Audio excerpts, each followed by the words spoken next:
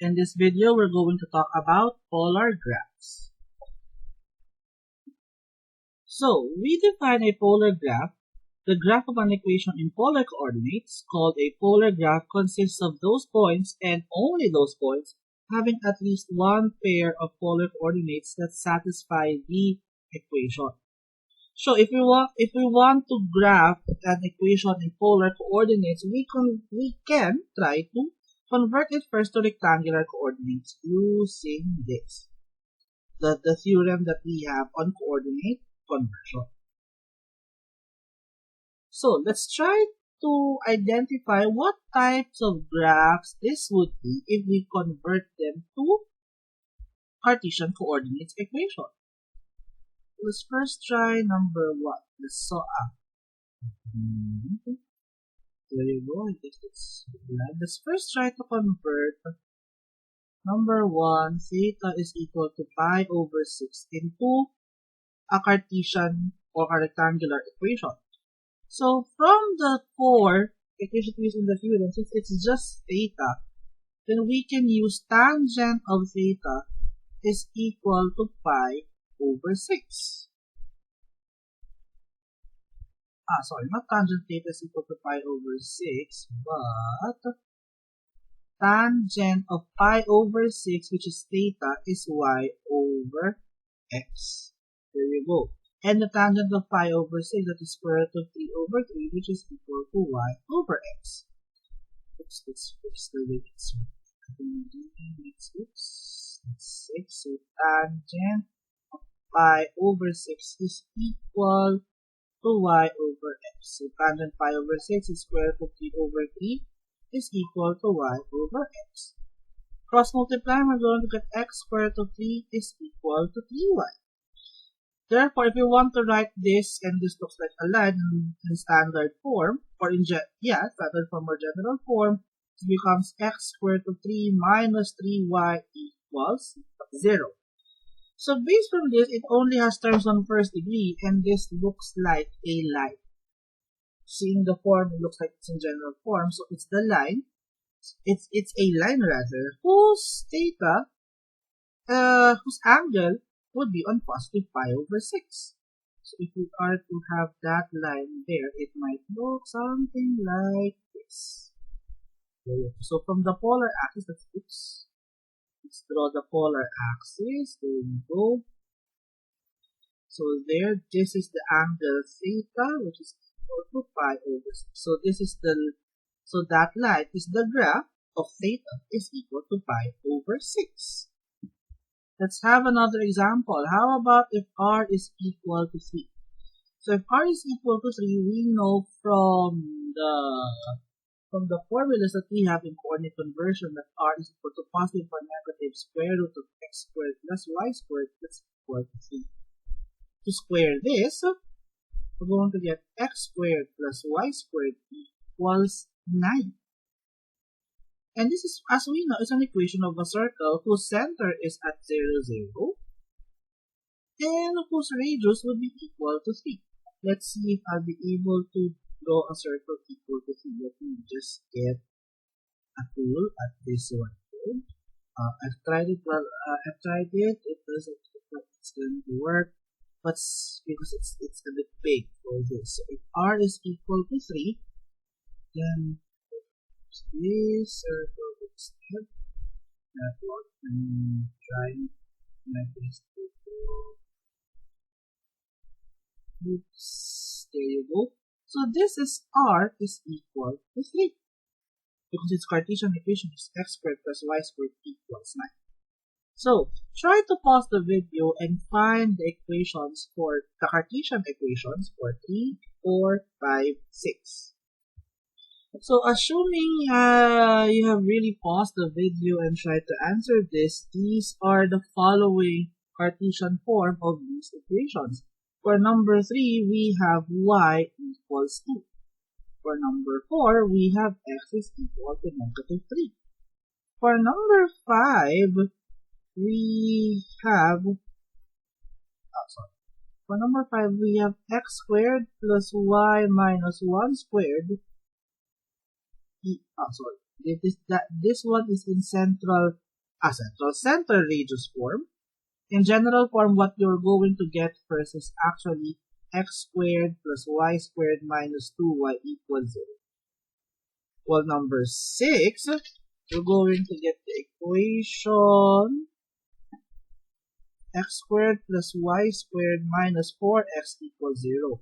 In center radius form, this becomes x minus 2 squared plus y squared equals 4. So as you can see, these graphs would be different. Y equals 2, if we're going to graph that, y equals 2,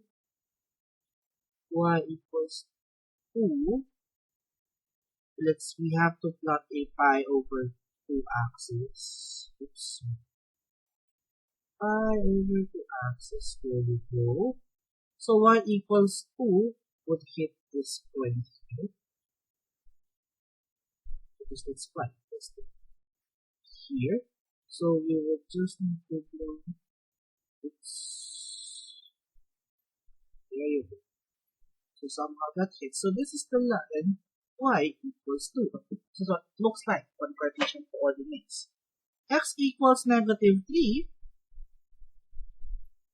This is where negative in case of the x-axis. So if we're going to do that, let's not make it y equals 2 instead. Oops. This is r sine theta. That's y. This is r. Oops. Okay. That's r sine theta equals 2. Well, the one in red, this line here in red. Oops.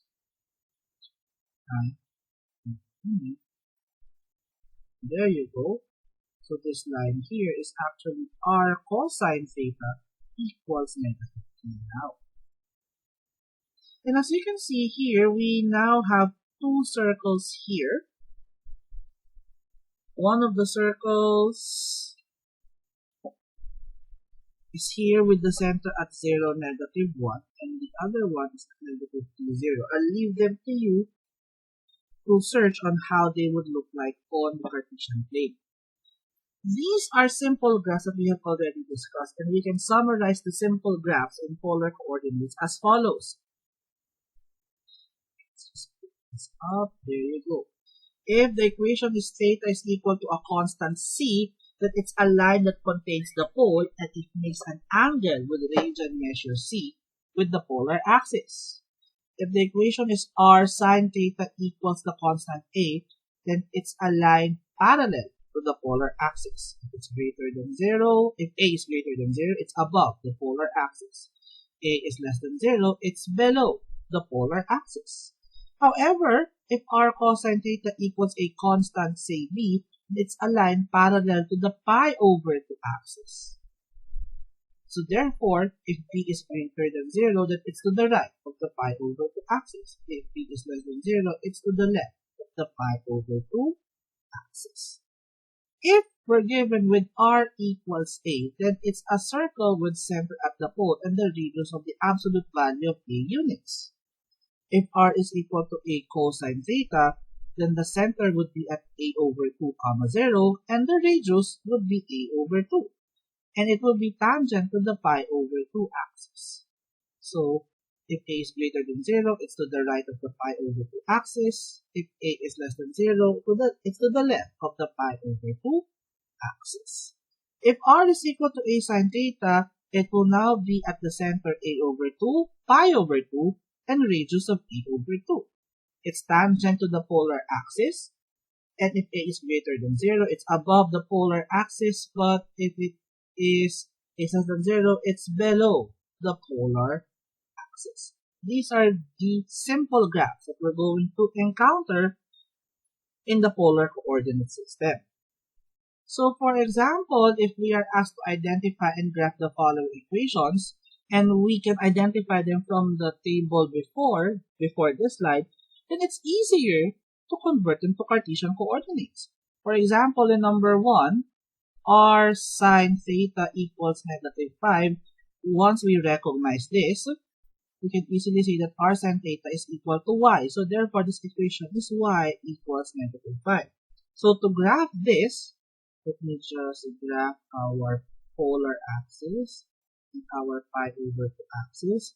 So y equals negative 5. 1, 2, 3, 4, 5. This is negative 5 is, since that's y equals negative 5, it's a line. Oops.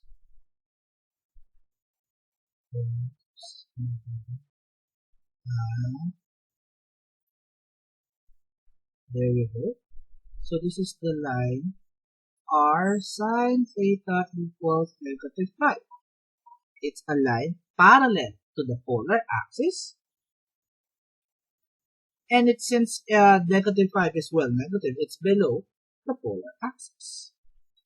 In number 2, where we have r is equal to negative 2 over cosine theta, at first, mukhang it doesn't follow any of our equations and any of our equations in the previous line. However, if we cross multiply this, we're actually going to get r cosine theta equals negative 2. And this is what we can convert into x. X is equal to negative 2. So it's here. It's actually just a line parallel to the pi over 2. Oops. Parallel to the, mistake again. Parallel to the pi over 2 axis. Keep on missing. There you go. So there. So this is r is equal to negative 2 over cosine theta. If the equations are like this, and it's easier to convert from polar equations to Cartesian equations. But there would be instances where it's not the case, where we have to really graph it in polar form. And we're going to have that in the next video.